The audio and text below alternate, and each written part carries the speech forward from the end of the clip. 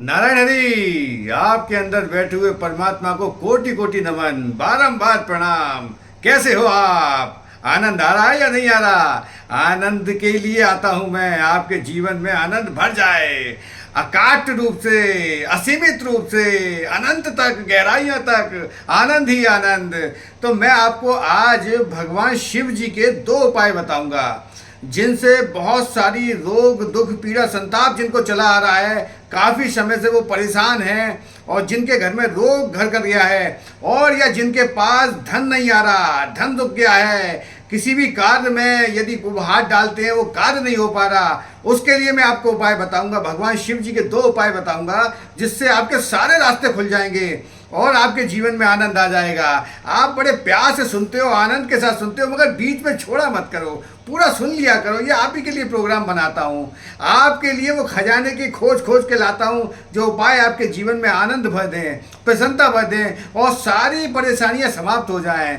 उसी के लिए प्रोग्राम आपके लिए बनाता हूँ। आप इसका भरपूर आनंद लिया करो और जीवन में मैं आपको पहले तो एक कहानी सुनाता हूँ। मैं आपको एक बहुत सुंदर और श्रेष्ठ कहानी है, उपाय भी बताऊँगा, उपाय भी आपको चर्चा करूँगा, उपाय भी बताऊँगा मैं आपको। मगर उससे पहले दो मित्र थे, आपस में बहुत घनिष्ठता थी।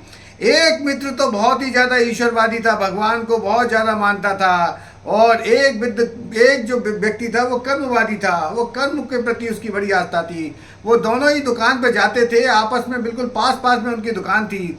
मित्रता बहुत अगाढ़ थी, बहुत अकूट थी। उन दोनों के जीवन यथावत चल ही रहे थे। तो उनके मन में विचार आया, काफ़ी मेहनत करने के बाद भी दोनों का ही भाग्य नहीं जाग रहा था। तो कोई ना कोई उन्होंने कहा, किसी ने बताया कि उनके गुरुजी के पास चले जाओ, और वो गुरु के सानिध्य में आए और उन्होंने अपना यही प्रश्न रखा कि इतनी मेहनत करने के बावजूद भी हमारा भाग्य नहीं जाग रहा, भाग्य सोया हुआ है, गुरुजी कोई उपाय बताइए।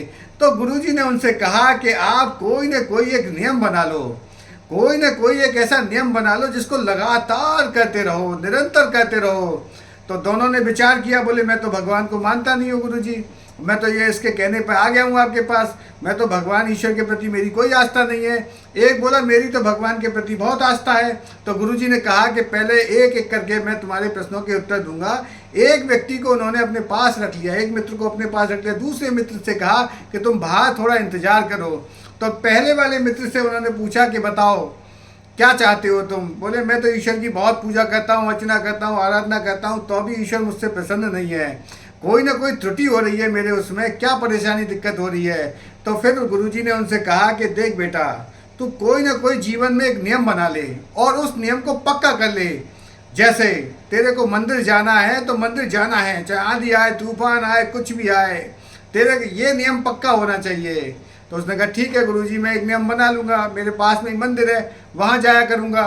तो बोले ठीक है, ये लगातार करना और तेरे सारे रास्ते खुल जाएंगे, लक्ष्मी जी तेरे यहाँ अवश्य अवश्य आएंगी। तो फिर ठीक है, दूसरा मित्र आया, वो बाहर चला गया। तो दूसरा मित्र आया, उन्होंने पूछा कि बता कि तू भी कोई नियम बना ले। तो बोले कहा ठीक है गुरुजी, मैं कोई नियम बना लेता हूँ। मैं बनावट में जाता हूँ, जब तक मैं भोजन नहीं करूँगा, मेरे पास दोपहर का जो भोजन आएगा दुकान पे, मैं भोजन तभी करूँगा जब इस मित्र की शक्ल देख लूँगा। ठीक है, निरंतरता चलती रही, दोनों जीवन यापन करने लगे अपने, वो दुकानदारी में लगे रहे दोनों। एक समय स्थिति ये आई कि दोपहर का भोजन आ गया और पहले वाला मित्र जो है वो दुकान पे नहीं था। दूसरा मित्र सोचने लगा कि वो तो आया ही नहीं है। तो उसने पूछा दुकान पे जाके कि वो तो उसकी शक्ल देख के ही भोजन करता था, क्योंकि उसने प्रण ले लिया था, वो मंदिर गया हुआ था। तो पहले वाले मित्र के जो दुकान पे बैठे हुए थे उन्होंने बताया, जो कारीगर थे वहाँ पर उन्होंने बताया, तो वो तो गए हुए हैं मंदिर में। तो दूसरा वाला जो दोस्त था वो पीछे पीछे, अब चूंकि उसको तो मंदिर नहीं जाना था, उसने तो संकल्प ले रखा था कि भगवान के मंदिर तो जाना ही नहीं है, उसने कहा मैं बाहर ही खड़ा हो जाऊंगा, क्योंकि शक्ल देखनी थी, उसे भूख लग रही थी बहुत तेज, उसे खाना खाना था, क्योंकि ये तो संकल्प था, उसका नियम था दोनों का। उसे मंदिर के दर्शन, जब वो मंदिर के दर्शन करके लौट रहा था तो लौटते में ही एक पत्थर से उसका पैर टकराया, जो पहला मित्र था। जब पैर टकराने के उपरांत जैसे ही उसने देखा कि वो पत्थर को हटा के, तो वहाँ पर एक थैली रखी हुई थी। उस थैली में बहुत सारा खजाना था, उस खजान में हीरे जवाहरात, सोने चांदी के जेवरात थे। उसने कहा हाँ, आज तो किस्मत खुल गई, ईश्वर ने जब भी देता है झप्पड़ फाड़ के देता है, आज तो ईश्वर ने मेरी सुन ली।